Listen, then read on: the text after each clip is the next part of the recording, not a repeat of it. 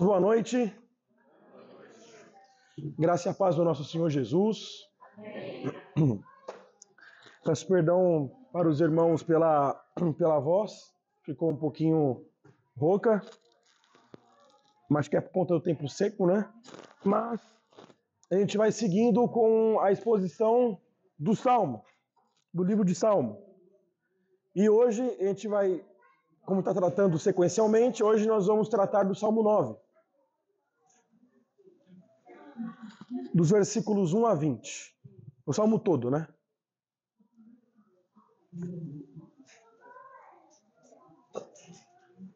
Então, Salmo 9. O título do sermão é Quando Deus se Levanta. E a palavra para que os pais possam ensinar para as crianças ao longo dessa semana é sobre justiça. Falar sobre a justiça de Deus para as crianças, assim como já foi mencionado aqui pelo pastor André. Então, se todos acharam, meus irmãos, já o texto, vamos orar antes da gente fazer a leitura. Ó Senhor e amado Pai, muito obrigado, Senhor, por essa noite, pela saúde, por todas as coisas que o Senhor fez em nossas vidas. Nós te agradecemos porque não foi pela nossa própria justiça que estamos aqui hoje, mas foi pela justiça de seu Filho, Jesus Cristo, o nosso Senhor, que viveu perfeitamente, que foi justo, e essa justiça ela é imputada a nós. Nós te agradecemos por isso, Pai, por tamanha graça, por tamanha misericórdia, porque nós, em meio ao mar dos nossos pecados, não tínhamos nenhuma saída, nada como que pudéssemos livrar dessa condenação, do seu juízo. Mas te agradecemos que pela sua vontade e misericórdia, o Senhor em Jesus Cristo nos lavou e nos chamou. Muito obrigado por isso, Pai.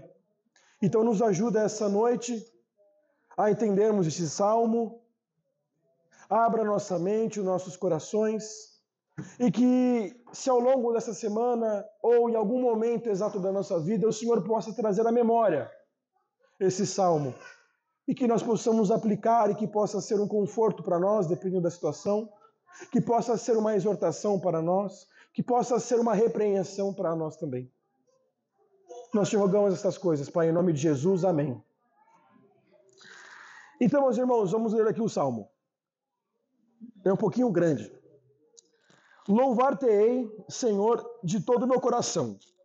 Contarei todas as tuas maravilhas. Alegrar-me-ei e exultarei em ti. Ao teu nome, ó Altíssimo, eu cantarei louvores. Pois, ao retrocederem, os meus inimigos tropeçam e somem-se da tua presença. Porque sustentas o meu direito e a minha causa. No trono te assentas e julgas retamente. Repreendes as nações, destróis o ímpio e para todo sempre lhe apagas o nome. Quanto aos inimigos, estão consumados, suas ruínas são perpétuas. Arrasaste as suas cidades e até a sua memória pereceu. Mas o Senhor permanece no seu trono eternamente, trono que erigiu para julgar.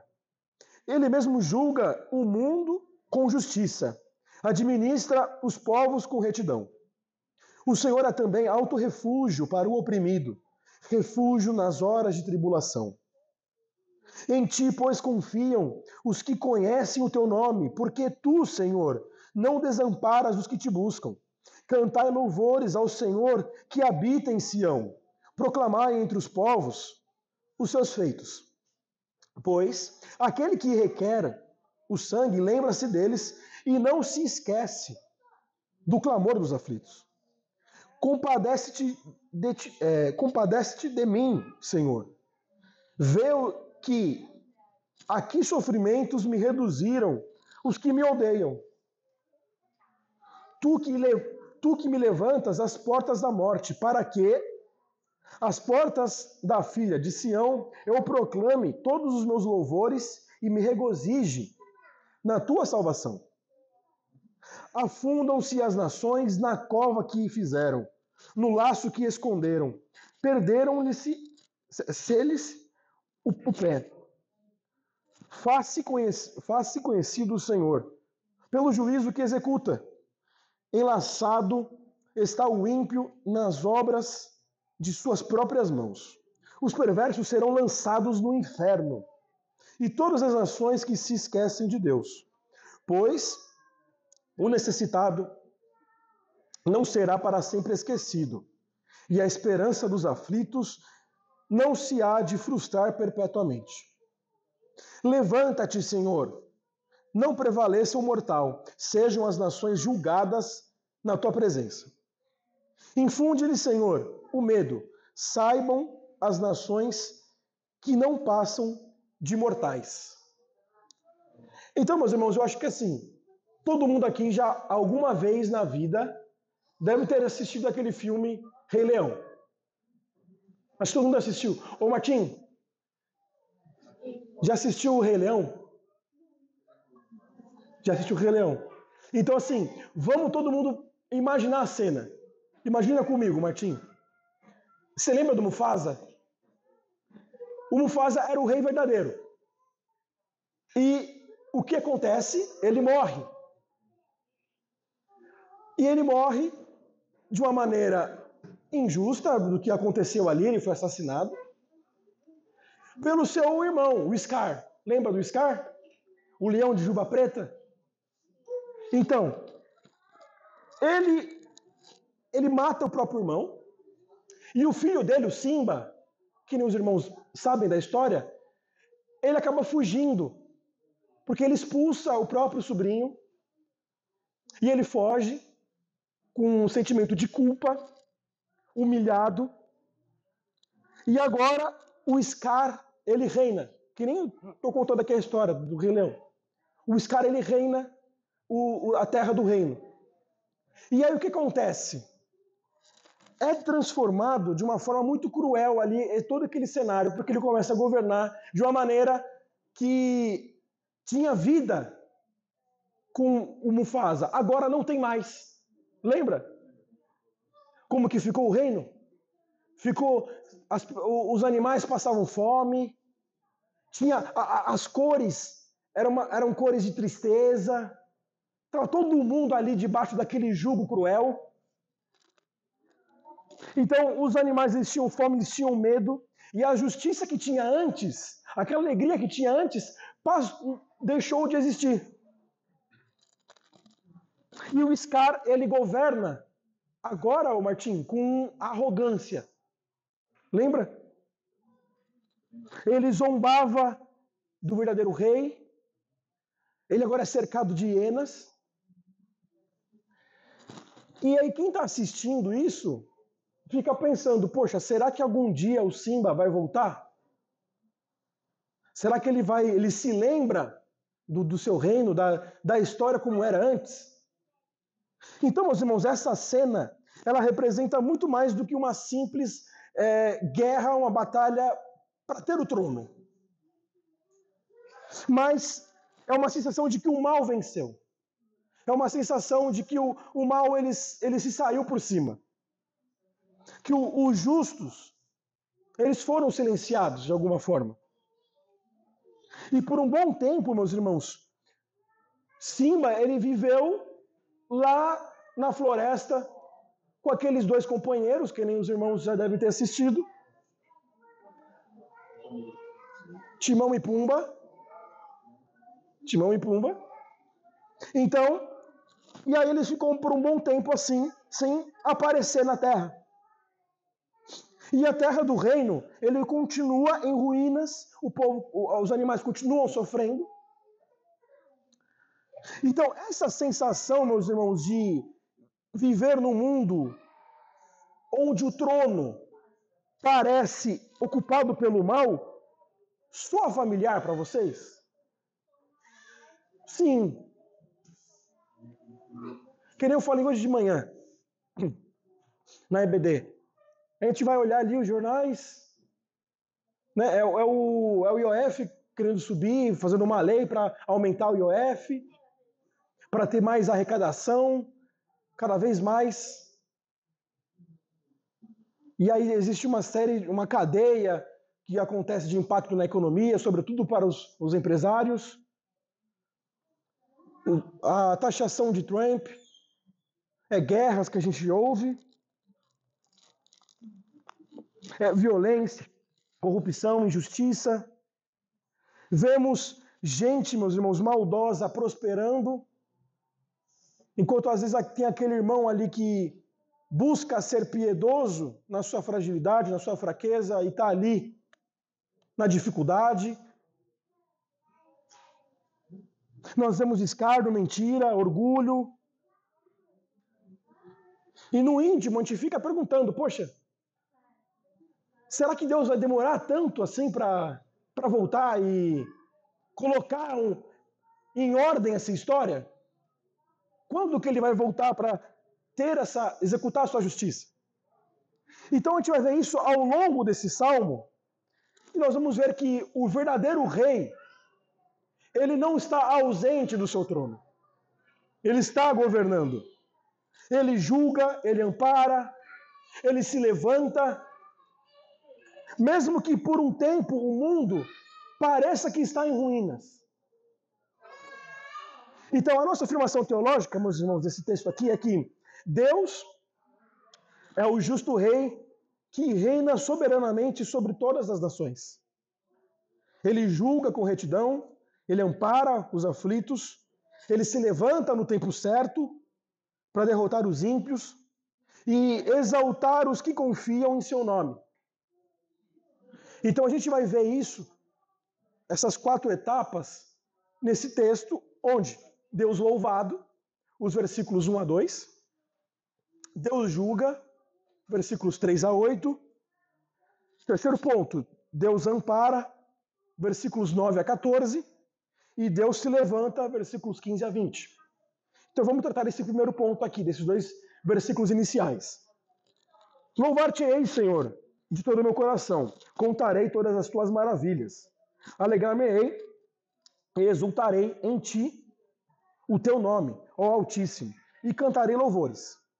Então, o início desse Salmo 9 aqui é Davi louvando a Deus, adorando a Deus, de um louvor sincero. Esse louvor, ele brota de todo o coração, que nós vimos aqui. Então, essa expressão aqui na Escritura está querendo dizer todo o ser íntimo. É a mente, é o seu interior, é a sua vontade, os seus afetos, a sua consciência.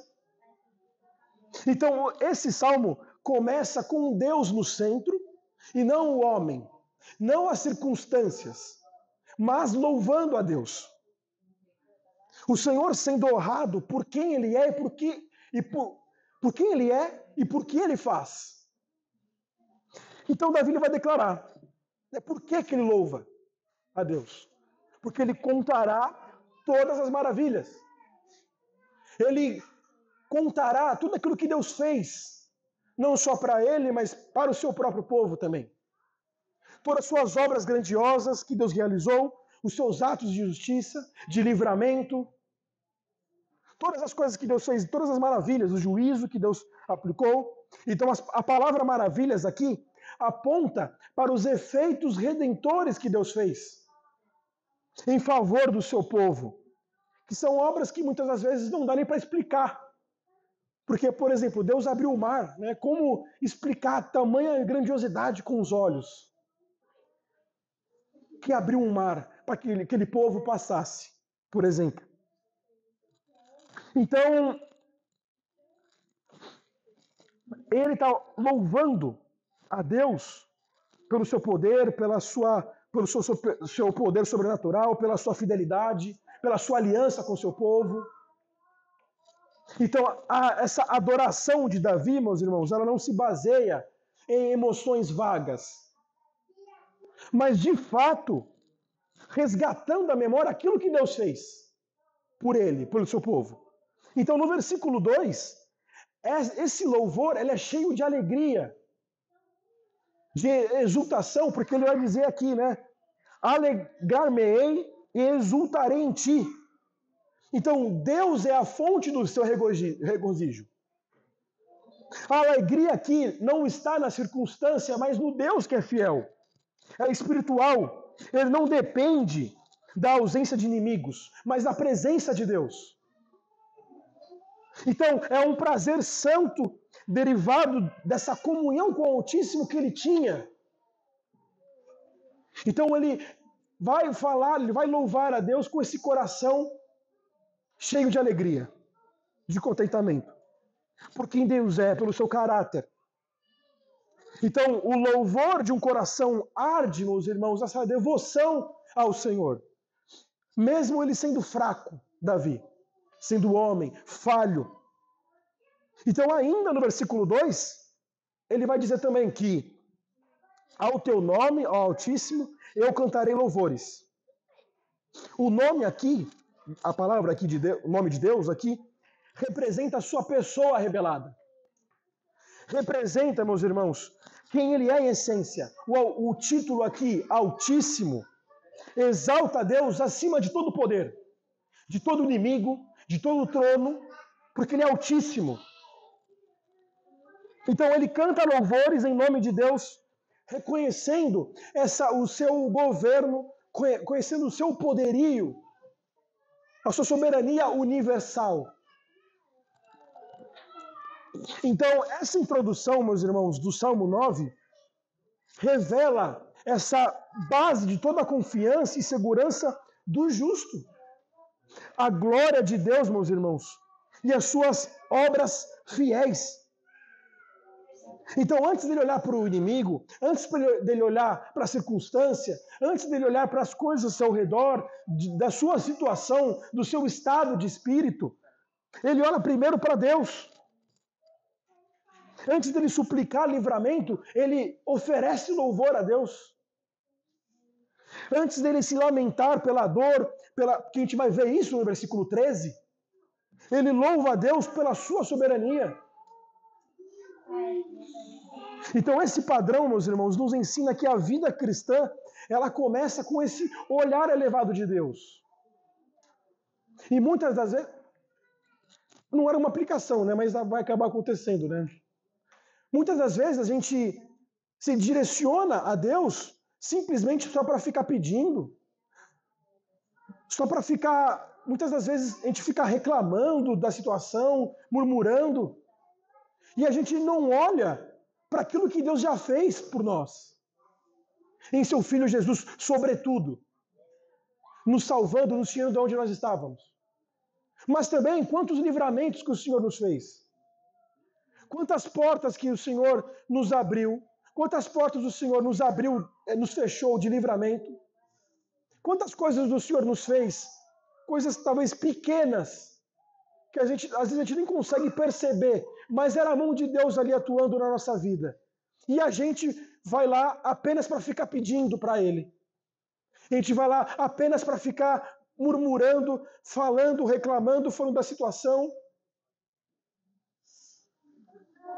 Então nós devemos também fazer orações de louvar a Deus por quem Ele é. Agradecer a Ele, que nem Davi começou aqui. Dar ações de graças pelo que o Senhor nos fez, nos faz. Ter esse contentamento nele. Então, meus irmãos, é como nós vimos já em outras pregações, é ter essa visão elevada de Deus. É ter o coração levantado para o céu, que oferece esse louvor a Ele. É encher a mente, ao invés de a gente encher a mente com coisas que não edificam, mas é encher a mente de coisas que edificam, assim como está lá em Filipenses 4:8. Então depois, meus irmãos, dele começar a louvar a Deus, Davi, ele vai agora começar a narrar a razão pela qual ele louva o Senhor. Porque Deus julga retamente também. Então ele vai falar que Deus julga. E a gente vai tratar agora dos versículos 3 a 8. Pois Ao retrocederem, os meus inimigos tropeçam e somam-se da tua presença, porque sustentas o meu direito e a minha causa. No trono te assentas e julgas retamente.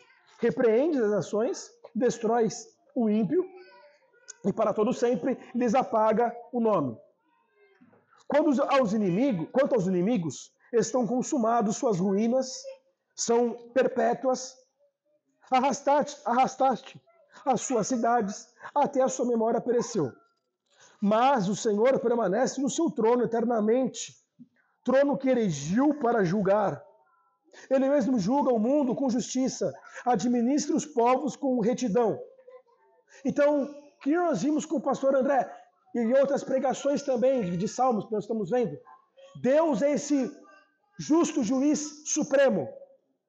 Ele intervém na história para poder defender os justos, para apresentar a sua graça, a sua misericórdia, para aplicar a sua justiça aos ímpios. Então agora, meus irmãos, o tom é de confiança nessa justiça ativa e invisível de Deus. Então ele começa aqui descrevendo a derrota dos seus inimigos. Já nesse primeiro versículo aqui, 3. Ele vai falar, né, que eles tropeçam e desaparecem da tua presença. A ideia aqui não é que de inimigos que são meramente derrotados, meus irmãos, por meras circunstâncias que acontecem, mas é porque eles são lançados para fora da face de Deus.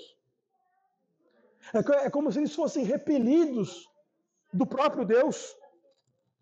Eles são afastados da sua presença soberana.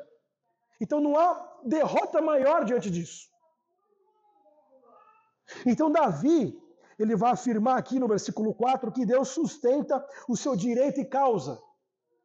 Embora esse salmo aqui, ele é um salmo de louvor, é também um salmo de lamento. Ele vai também apresentar o seu direito à sua causa. Então aqui é um linguajar forense. Ou seja, é um linguajar judicial, de tribunal.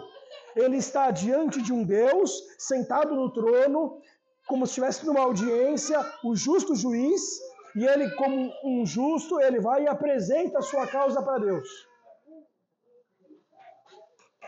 Então esse é o retrato aqui de Deus assentado nesse tribunal, julgando com retidão. Davi não busca a vingança pessoal, mas ele confia na fidelidade de Deus. Então isso implica que o seu clamor ele não está baseado nos seus méritos, por aquilo que ele fez, por aquilo que ele deixou de fazer, ou porque ele levou a nação de Israel à vitória, ou porque ele foi bondoso em algum momento, ou porque ele poupou a vida de alguém, mas sim na fidelidade de Deus para com o seu povo, na certeza de que Deus ele é o justo juiz e que ele julga de maneira imparcial, sem corrupção, sem erro. Essa é a verdade, essa é a rocha, meus irmãos, sobre o qual o justo ele deposita sua esperança. Então, em seguida, meus irmãos, lá no versículo 5 a 6, eles estão juntos, mas nós vamos ver que no versículo 5 ele faz 3 declarações. A primeira declaração é que Deus repreende as nações. A segunda é que Deus ele destrói os perversos. E o terceiro é que Deus apaga o nome deles para sempre. Então isso daqui é nada mais é que um juízo definitivo. Não é um juízo temporário, uma correção temporária, mas a justiça de Deus é eficaz. Essa expressão aqui, apaga o nome, aponta para o fim da reputação, da influência, de que impérios vêm, homens que se achavam gloriosos, que se achavam reis, que se achavam os maiores, os melhores, acabaram sendo esquecidos pela história. Nem lembra.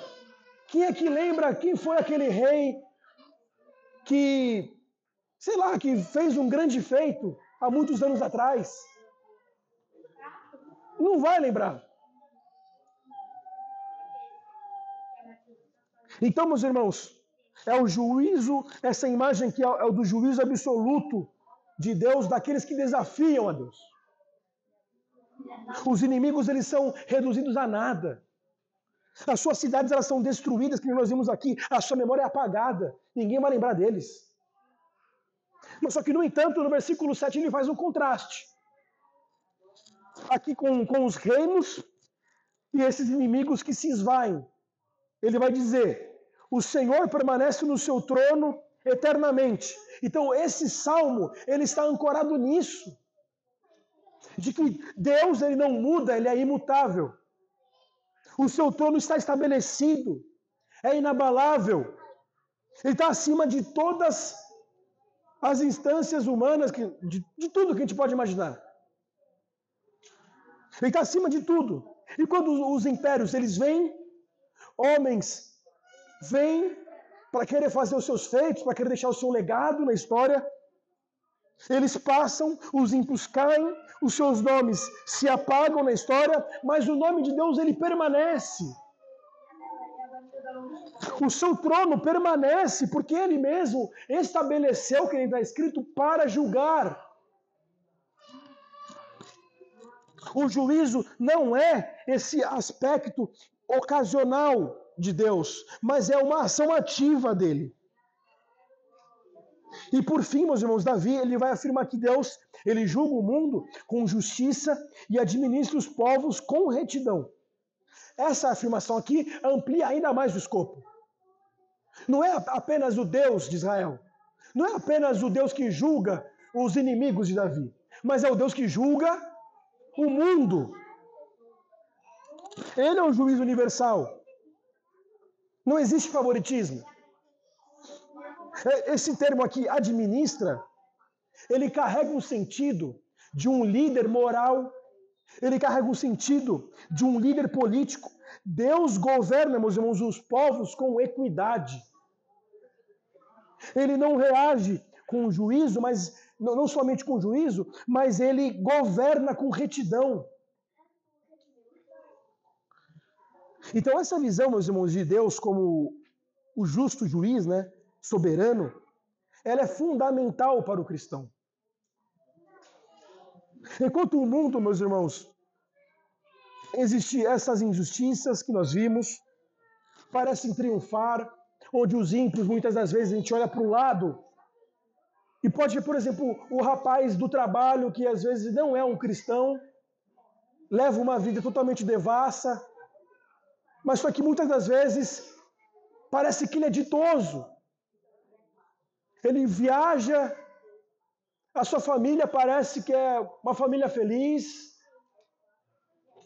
E olha isso, esse tipo de situação. Mas só que o salmista, ele ergue os seus olhos, meus irmãos, ele vê o trono de Deus que está firme. E ele não é indiferente do mal. Ele não esquece os oprimidos. Ele age, ele julga, ele derruba os que desafiam a sua santidade. Ele vai aplicar a sua justiça. E ele vai exaltar aqueles que confiam no seu nome. Então, meus irmãos, Davi, agora ele se volta desse juízo universal que ele estava descrevendo aqui, e agora ele começa a destacar esse cuidado pastoral, esse cuidado pessoal de Deus para com os oprimidos, que é que Deus ampara, que é o próximo ponto, os versículos 9 a 14. O Senhor é também alto refúgio para o oprimido, refúgio nas horas de tribulação. Em ti, pois, confiam os que conhecem o teu nome. Porque tu, Senhor, não desamparas o que te buscam. Cantai louvores ao Senhor que habita em Sião. Proclamai entre os povos os seus feitos. Pois aquele que requer o sangue, lembra-se deles, e não se esquece do clamor dos aflitos. Compadece-te de mim, Senhor. Vê que sofrimentos me reduziram os que me odeiam. Tu que me levantas às portas da morte, para que as portas da filha de Sião eu proclame todos os teus louvores e me regozije na tua salvação. Então aqui, meus irmãos, Davi, ele descreve não só esse juízo aqui dos perversos, mas é como ele fala também do refúgio seguro que Deus é para aqueles que sofrem. Então o texto ele apresenta essas declarações aqui como o Senhor é também alto refúgio para o oprimido. Esse alto refúgio aqui é como se fosse uma torre. É uma segurança inabalável. É um lugar de segurança para aquela pessoa onde ela não tem para onde ir. Não tem para onde ela se esconder. Então essa imagem de abrigo seguro em meio a esse caos, em meio à situação, é um lugar onde a alma ela encontra esse descanso no Senhor. Esse refúgio, meus irmãos, ele é real e especialmente que nós vimos aqui, nas horas de tribulação. Ou seja, nos momentos em que o sofrimento ele se intensifica ainda mais. Quando as pressões elas se acumulam, as dificuldades elas chegam, quando o abandono humano sentimos essa solidão, sentimos o peso do pecado das situações. E é precisamente nessas horas que o caráter do Senhor, meus irmãos, ela se manifesta de maneira graciosa, de maneira pastoral, onde ele não abandona os seus. Ele está próximo dos quebrantados. No versículo 10, meus irmãos, ele vai revelar a razão dessa confiança. Em ti, pois, confiam os que conhecem o teu nome. Conhecer o nome de Deus, meus irmãos, é conhecer o seu caráter, é conhecer a sua essência, é conhecer a quem ele é. E só iremos conhecer ele através das Escrituras, da sua fidelidade, da sua história com o povo da aliança. Não é um conhecimento, que o André falou hoje de manhã, apenas teórico, mas é um conhecimento relacional com Deus, em se relacionar com Ele, em de fato orar com Ele, ter tempo, gastar tempo com Deus. E nem é gastar tempo, é um prazer ter tempo com Deus, em oração, em leitura das Escrituras, em comunhão com os irmãos. Aqueles, meus irmãos, que realmente conhecem quem Deus é, confiam nele, mesmo quando os ventos da vida são contrários diante de nós. Quando parece que a gente dá 2 passos, aí acontece alguma coisa na nossa vida, a gente retrocede mais 10 passos.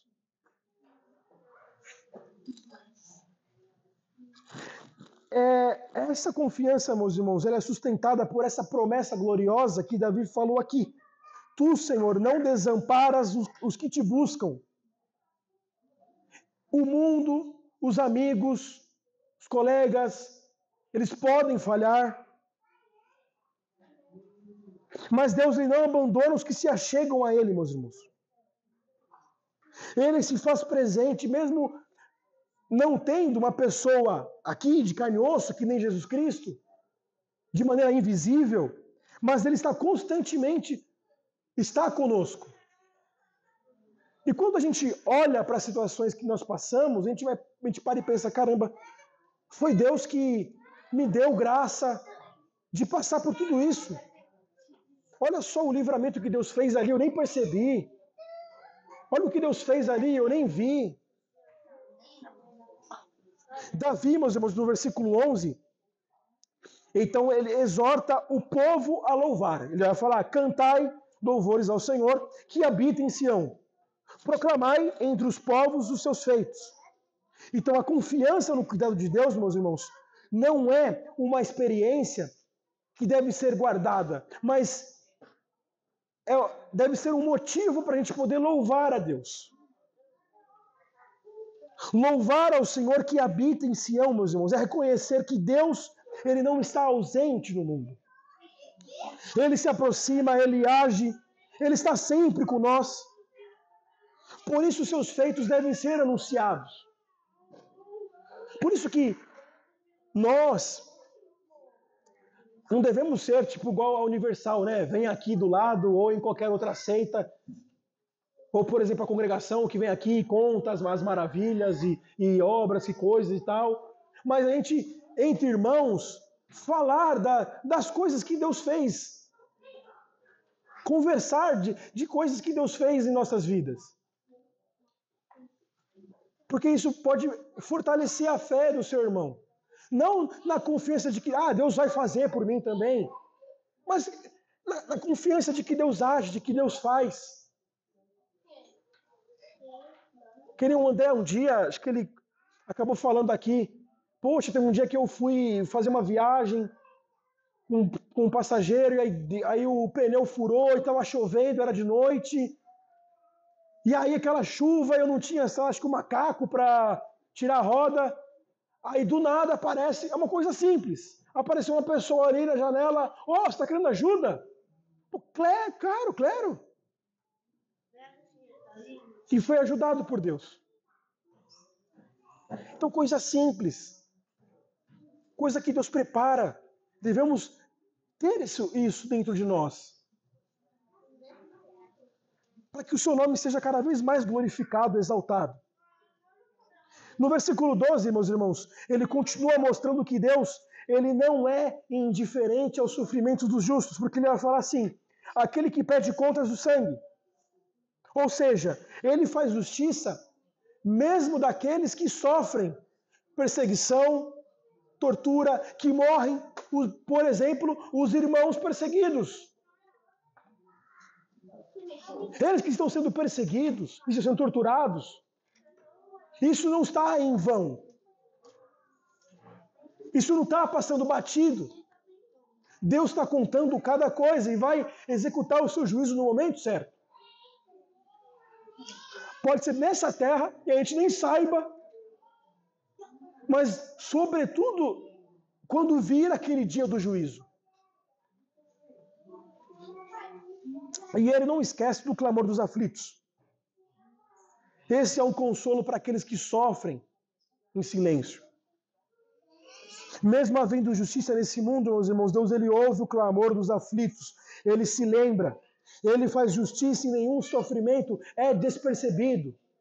Passa batido.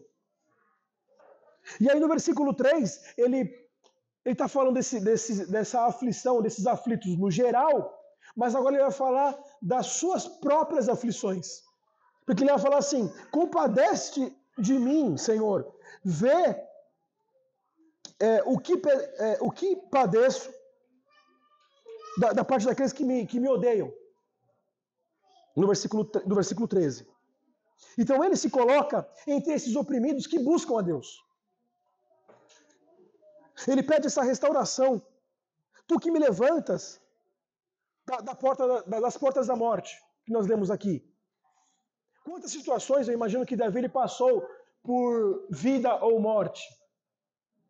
Onde ele poderia morrer na guerra, ou ele poderia, algum inimigo, em alguma empreitada, pegar ele e matar em qualquer outra situação. Então, isso aqui é uma imagem que mostra ele cercado, ele afundado, ele sem saída, mas ele reconhece que é o Senhor quem ergue à beira do abismo, que faz esse livramento, que conduza a vida novamente. E aí, meus irmãos, é nessa restauração que tem um propósito que conecta já com o versículo 14. Deus faz essa restauração para quê? Para que as portas da filha de Sião eu proclame todos os meus louvores. Deus, ele não somente salva, mas ele salva para a glória do seu nome, para louvor do seu nome. Então, o livramento de Davi, ele se transforma nesse louvor público, nessa adoração pública. E Davi, ele encerra essa parte se alegrando no Senhor. E aí é que a gente entra no último tópico, Deus se levanta, dos versículos 15 a 20. Afundam-se as nações na cova que fizeram, no laço que esconderam. Prendeu-se-lhes o pé. Faz-se conhecido o Senhor pelo juízo que executa. Enlaçado está o ímpio nas obras das suas próprias mãos. Os perversos serão lançados no inferno, e todas as nações que se esquecem de Deus, pois o necessitado não será para sempre esquecido, e a esperança dos aflitos não se há de frustrar perpetuamente. Levanta-te, Senhor, não prevaleça o mortal, sejam as nações julgadas na tua presença.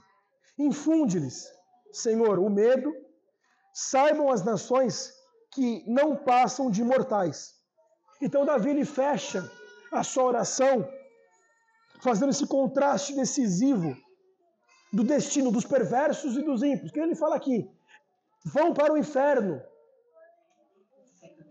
Então Deus ele se revela ao mundo como o juiz, e esse juízo serve para exaltar o seu nome, para restaurar a dignidade dos humildes.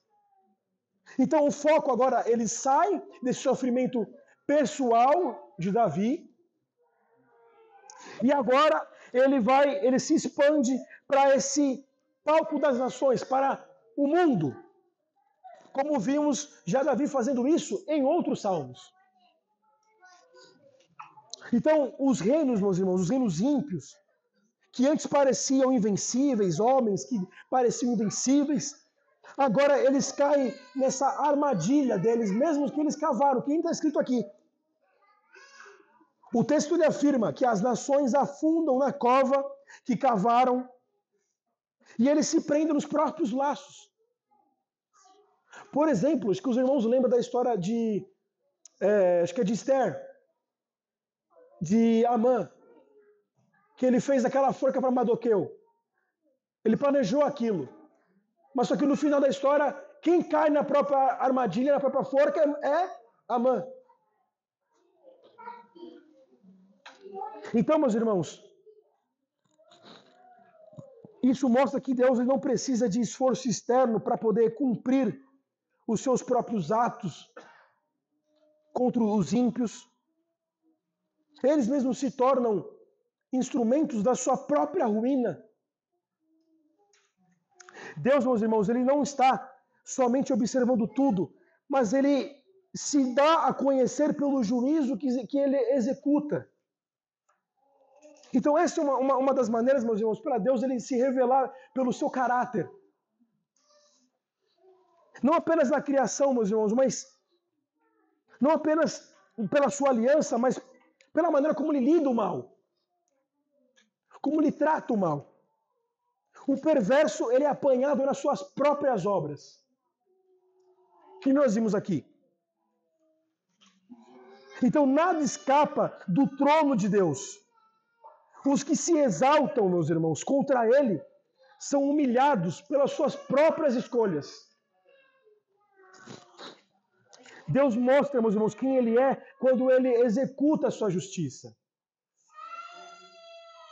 Então, no versículo 17, aqui, meus irmãos, ele mostra essa consequência final, né?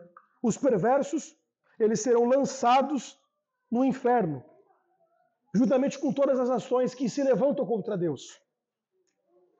Não se trata, meus irmãos, apenas de atos maus isolados, mas é de uma vida marcada por essa negligência contra Deus, essa rebelião de fato declarada contra Deus, da sua rejeição da sua palavra, da sua verdade, pela soberba que existe no próprio homem, que quer viver sem ele. Então isso, meus irmãos, não atinge só indivíduos, mas povos inteiros. Quando uma nação, meus irmãos, se esquece de Deus, vive como se ele não existisse, meus irmãos. Ela perverte a justiça, ela despreza os humildes, ela se alinha aos perversos, ela caminha para a destruição. E esses governantes é o próprio juízo para o povo. Porque é o povo também que não quer Deus. Então, se as coisas não estão andando bem, por exemplo, muitas das vezes nos países, ou até mesmo aqui, tudo está caro, está difícil. É porque o povo está escolhendo viver longe do Senhor. E o Senhor coloca esses homens como um juízo. No versículo 18 traz uma virada esperançosa, que nós vimos aqui no versículo 18, para finalizar. E já indo para a parte final aqui. O necessitado não será para sempre esquecido, e a esperança dos aflitos não há de se frustrar perpetuamente, para todo sempre. Então esse versículo aqui, meus irmãos, é esse coração pastoral do Senhor. Apesar, meus irmãos, dessa demora aparente dele fazer justiça, apesar dessa opressão, Deus, ele não esquece os humildes. Ele vê, ele ouve, ele vai agir ao tempo certo. Então o contraste entre os ímpios que afundam e os necessitados que esperam no Senhor destaca esse princípio da justiça divina, que Deus derruba os soberbos e ele levanta os humildes.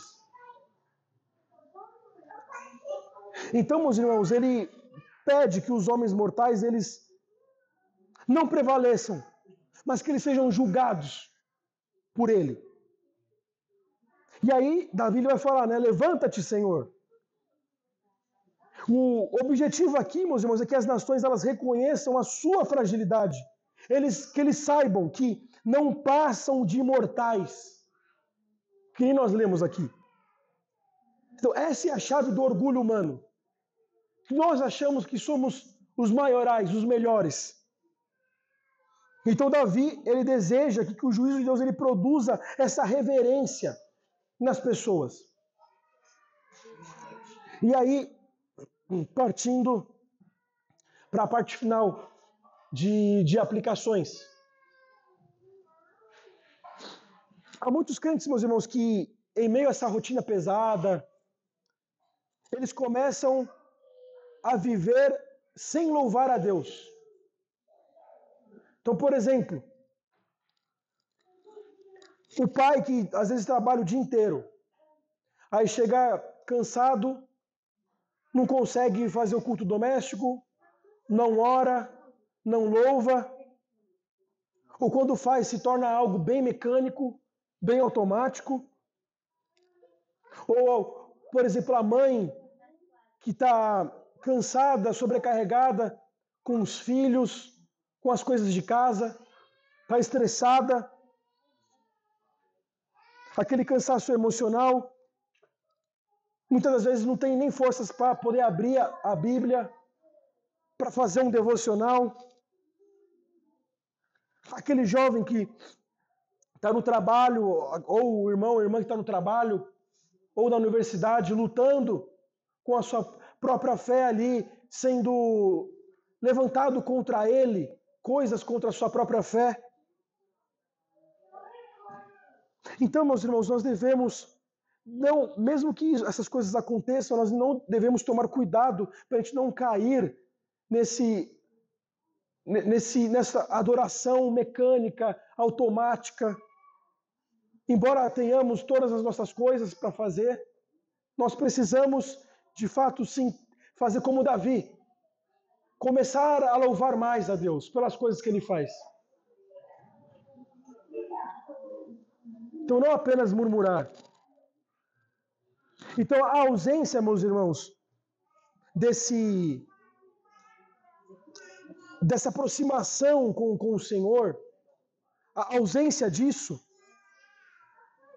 muitas das vezes revela esse pecado de ingratidão, esse esquecimento da fidelidade de Deus para com nós. Então, o Salmo 9, meus irmãos, ele começa com esse coração, que eu falei aqui, louvar-te-ei, Senhor, de todo o meu coração. Cantarei todas as tuas maravilhas. Então, ele não apenas ele olha para o passado e no presente, mas ele reacende a sua devoção, meus irmãos. Então, o Evangelho nos convida a olhar para a cruz. Haver o maior feito, mas que nem eu falei para os irmãos, do que Deus fez, onde Cristo morreu em nosso lugar. Ser mais grato por isso. Então, quando o crente, meus irmãos, ele contempla a obra da consumação do que Cristo fez, mesmo que ele esteja cansado, mesmo que ele esteja ferido, mesmo que ele esteja confuso, mesmo que ele esteja abatido pelo próprio pecado, pelas dificuldades, ele ainda vai ter motivação maior para ele poder louvar a Deus, para ele poder glorificar a Deus, para ele poder fazer o seu devocional, ler as Escrituras, fazer as suas orações. Ele vai contar razões para isso. Então, meus irmãos, nós devemos sempre lembrar de que nós somos em Cristo, nós somos salvos da ira de Deus, desse juízo. Nós somos reconciliados em Deus. Agora nós temos uma esperança viva nele. Agora não estamos na mesma condição dos ímpios que receberão essa justiça de Deus, mas agora em Cristo Jesus temos essa graça nele. Fomos salvos por ele.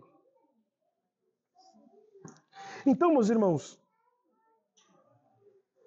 em um mundo, eu sei que a gente vive nesse mundo corrompido pelo pecado. Eu falei, eu sei que a gente vive injustiça em todos os níveis, na política, em todos os lugares, homens perversos oprimindo, os mentirosos sendo exaltados. Nós vemos um perverso, um mentiroso na presidência, condenado na presidência do nosso país. E cristãos que muitas das vezes fiéis estão sendo deixados de lado. Aquele funcionário que às vezes foi demitido porque ele não se adequou, que nem eu falei em outro momento aqui, não se adequou à política esquerdista, por exemplo, anticristã da empresa. Eu acho que poderia falar o nome, mas não sei se é algum problema.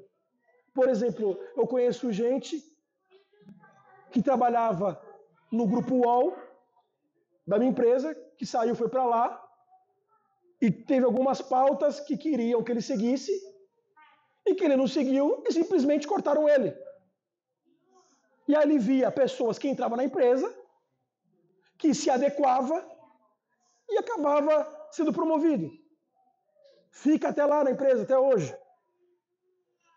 Ou uma esposa, meus irmãos, que ela é abandonada pelo marido, mesmo ela sendo fiel, piedosa, quando o julga desigual, por exemplo. Então, ou uma família, meus irmãos, que às vezes ela é pobre financeiramente, vamos dizer assim, e ela é desprezada, mesmo ela servindo a Deus com fidelidade.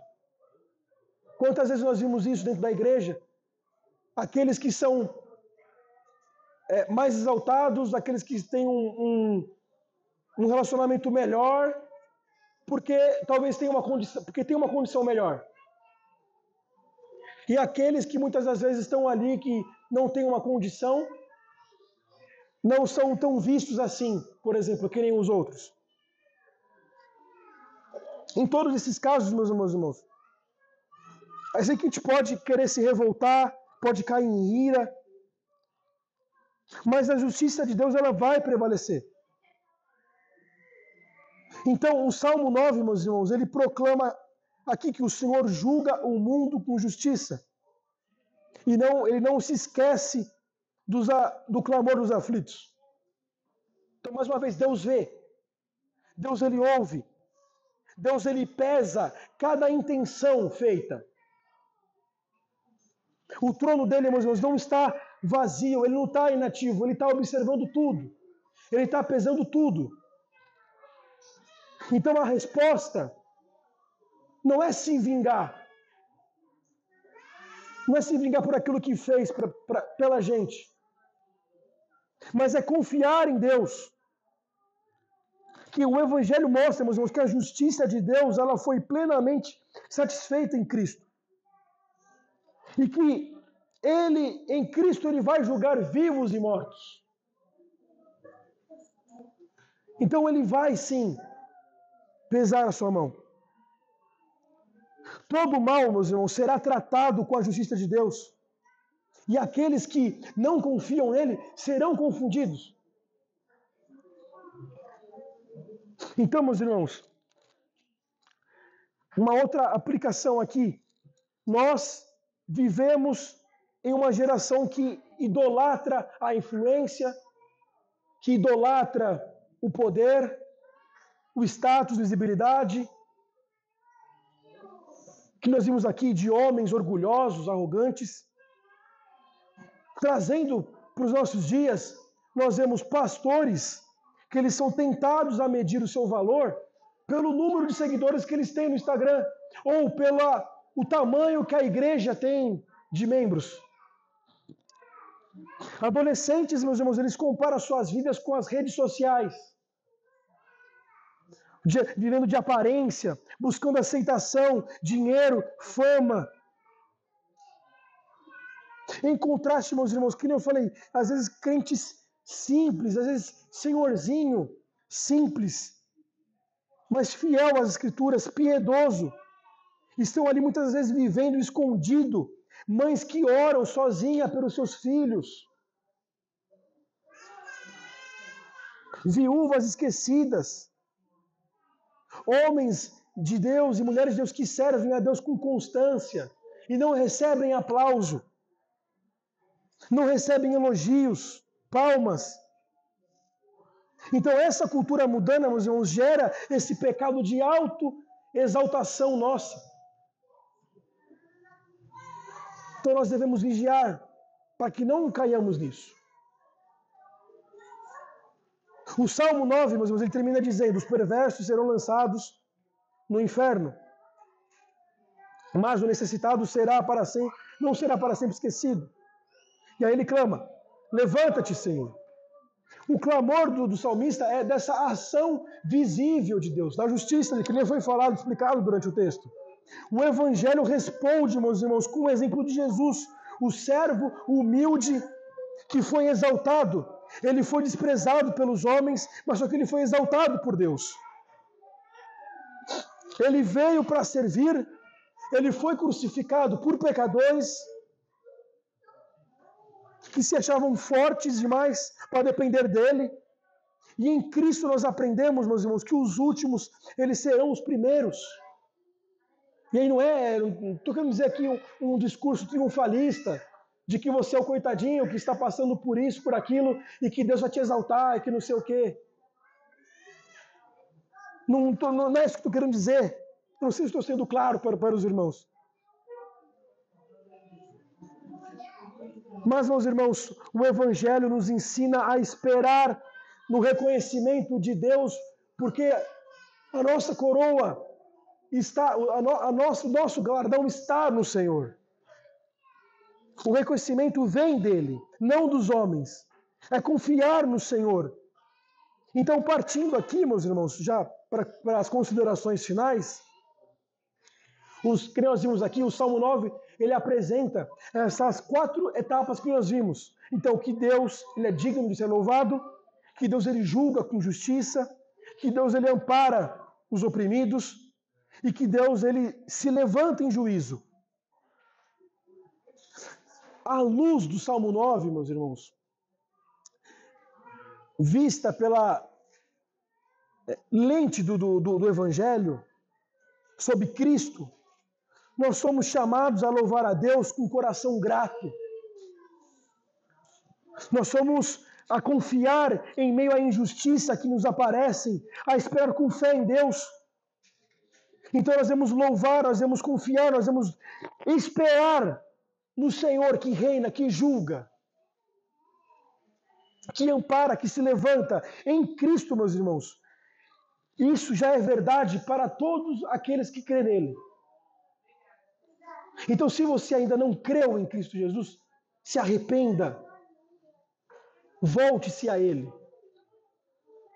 E que isso aqui não seja mais uma frase que a gente sempre ouve nos cultos, que entra por aqui e desce por aqui, e que entra por aqui e sai por aqui, mas que isso possa, de fato, promover em você um coração arrependido e que o Senhor possa te alcançar em Cristo Jesus. Que o Senhor nos abençoe mais essa noite, meus irmãos.